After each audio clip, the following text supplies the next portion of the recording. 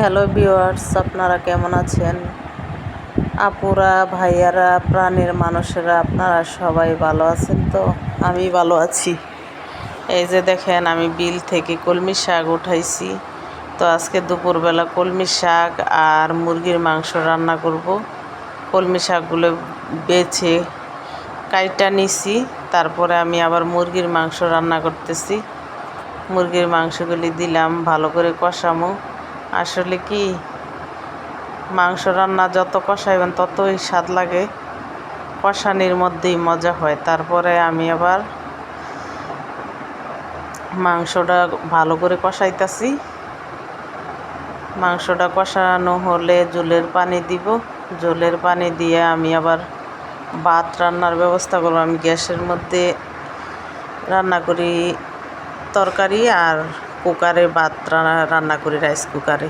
তো কুকারে ভাত বসাই দিয়ে আমার ছেলেকে নিয়ে আবার পেঁপে গাছের নিচে গেলাম, যে পেঁপে পাকছে কিনা দেখতে গেছি, কিন্তু পেঁপে পাকে নাই। প্রতিদিন আমরা মা ছেলে মেলে পেঁপের গাছের নিচে যাই পেঁপে পাকছে কিনা দেখতে, পেঁপে পাকে নাই। তো আমার তরকারিটা হয়ে গেছে। এখন বিকেলবেলা আমি ছাদে গিয়ে ছাগল নিয়ে বের হয়েছি মাঠে। তো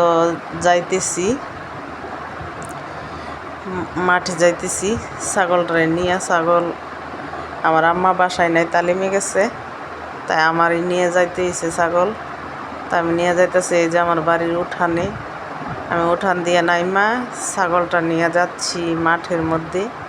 দেখেন কি সুন্দর লাগে, রাস্তাটা সুন্দর না, ওই পানি হয়েছিল তো, পানিতে রাস্তাটা সুন্দর না, কিন্তু মাঠ বিল ভাল লাগে। মাঠ বিল শেষ, এতদিনে শুকাইছে, পানি বন্যা হয়েছিল আমাদের এখানে, তারপরে শুকাইছে। তো এখন ছাগলটারে আমি টানতাছি ইয়াতে যাওয়ার লাগিয়া, খেতে যাওয়ার জন্য, খাওয়ার জন্য, কিন্তু ছাগল যাইব না, ছাগল যাইব আরেক দিকে।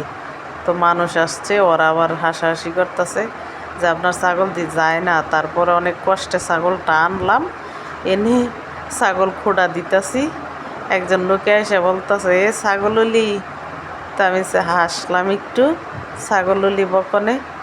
তা হাইসা ছাগলটা রান্না দিলাম বিলের মধ্যে। তারপরে আবার চলে আসলাম ছাদে। আইসা আমার নাতিরে নিয়ে দুষ্টামি করতেছি। সে আবার পইরা গেছে, কিন্তু ব্যথা পাই নাই। বলতেছে, নানু আমি ব্যথা পাইছি না।